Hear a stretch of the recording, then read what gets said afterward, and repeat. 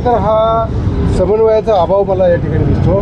मला आत्ताच साहेबांनी सांगितलं की ज्या आर्किटेक्ट महाजननी हा केंद्र सरकारच्या MOD डिपार्टमेंटला पहिला पाठवलेला नकाशा होता, त्याच्यामध्ये ती जागा मोकळी दाखवली होती. त्या कारणाने त्यांनी 100 मीटरमध्ये बांधकाम हा नियम ज्यावेळेस डिफेन्सने लावला त्या नियमाच्या अगोदरच्या खरं तर हा बिल्डिंग आहे. आणि त्या बिल्डिंग ज्यावेळेस अगोदरच्या असतात त्यावेळेस त्याला म्हणजे शासकीय भाषेमध्ये त्याला कमिटेड म्हणतात. आणि जे कमिटेड डेव्हलपमेंटमध्ये जर ते असतील तर आमची त्यांना मागणी राहील की ज्या कमिटेड डेव्हलपमेंटमध्ये ऑलरेडी बिल्डिंग आहेत त्यांना पुनर्विकास करण्याची परमिशन मिळेल पाहिजे. आज योगायोगाने आम्ही सर्वजण या ठिकाणी आंदोलन करत असताना त्या आपले राज्याचे मुख्यमंत्री देवेंद्र फडणवीस असतील त्यांच्याकडेही आमची मागणी मांडू.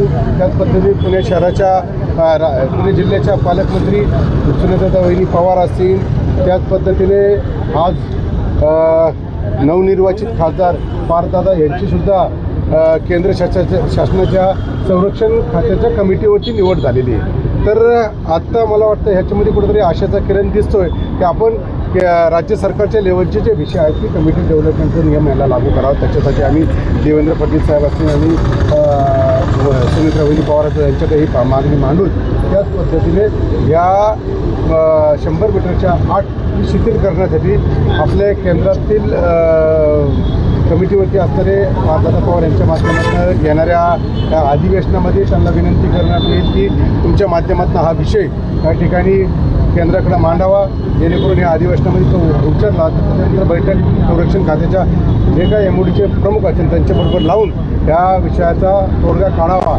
अशा पद्धतीचं आम्ही सर्वजण मागणी करणार आहोत.